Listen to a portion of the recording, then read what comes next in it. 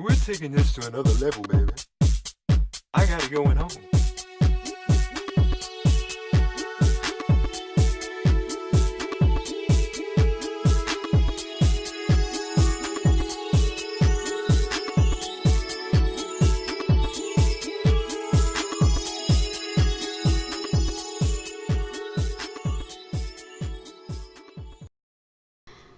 I'm doing a really fast video. I'm on my way out the door, and it's just a think aloud video. I watched a video of conference report this morning, and I thought he was proposing something that it turns out he wasn't really proposing, and I think it's because I've unconsciously been sort of thinking about this and researching this for a while now, and that is why what happens on YouTube happens the way it does, and it is so predictable. Drama, for example, follows a certain pattern, and it can get very, very, very ugly very fast. And I've wondered, because I've been on YouTube for over 3 years now, and I've watched this happen a lot of times. Since it's happened so often here, you'd think we'd learn from our mistakes, but we don't, and I'm not sure why. I guess in this video I'm asking why this happens and what we can do about it. Here's a brief outline of what happens. Someone says something that a big group of people disagree with. They probably disagree with the person for very valid reasons.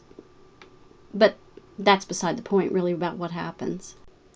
And that person, for the people who are objecting to his or her opinion, becomes the epitome of evil, becomes something not quite human, becomes a target for any kind of abuse. It's a very ugly ritual.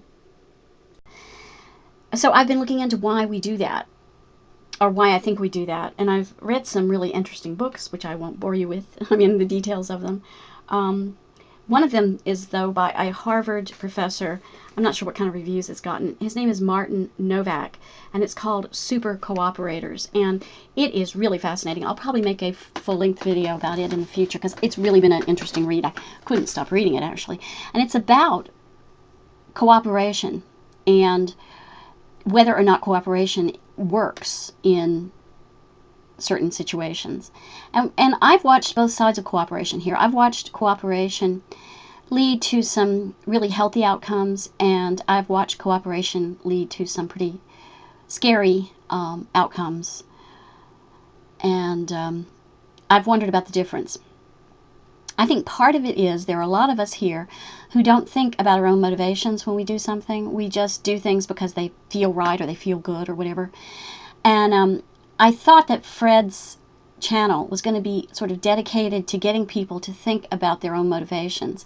It turns out I don't know if that's what he was proposing. I don't think that's it, but that's what I would like to see a channel devoted to.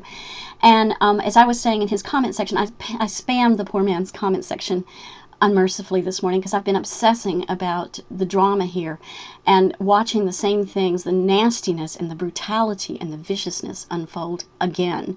And I just wonder if a channel that you had to earn admission to, by getting some idea of your own motivations, might not help some of us see where what we do comes from. This is probably sort of a half-baked idea, but there are links in the low bar if you wanted to explore what your motivations are and understand why maybe you get so angry and then afterwards you don't understand why you reacted as you did. That's happened. I think that's happened to everybody on YouTube. I know it's happened to me, especially when you think you're fighting for a righteous cause. These righteous causes. It's like the end. Any means will justify the end because we're working for a very good cause.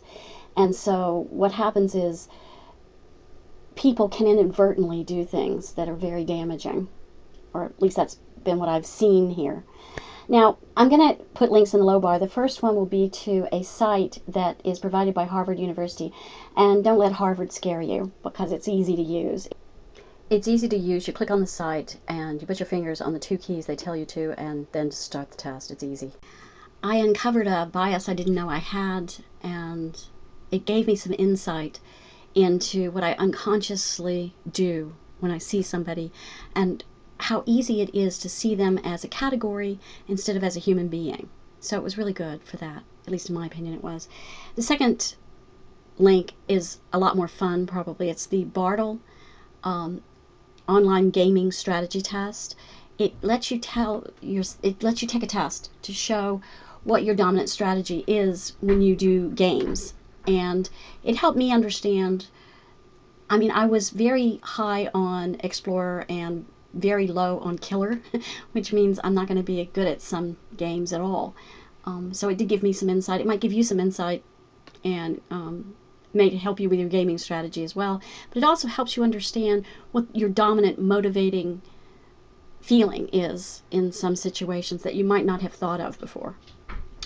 And then the next link, I think it's the third link, is just for you to take a fast look at 2 games that are used to study both cooperation and competition. You don't have to spend a lot of time on that. You don't even have to click on it, but I'll have it labeled. And it's about the comparison between 2 games, The Prisoner's Dilemma and Snowdrift, and why one elicits cooperation and the other competition. So that's that link. Anyway, that's it. And you know, I just would like to understand why we treat each other the way we do here, and give us some insight. Maybe we could all work together to see why it happens, and to see how we could stop it happening before it starts to get so ugly in the future. These are just ideas I'm throwing out there. The last link will be, I've forgotten about this until now, something that Professor Anton sent to me. It's a link about battery humans. And it is a brilliant series that points to another documentary about the way chickens are seen in our society. And it's brilliant too. So, and it gives you insight, I think, also into how the internet is organized, and how sometimes that organization itself can lead to short tempers and to reactions that we don't intend to happen. Because we are kind of battery humans here. If we know that, maybe we'll treat each other better, because we'll realize the sort of situation we're in here. These are just, as I said, random thoughts. You guys take care. Talk to you later. Bye.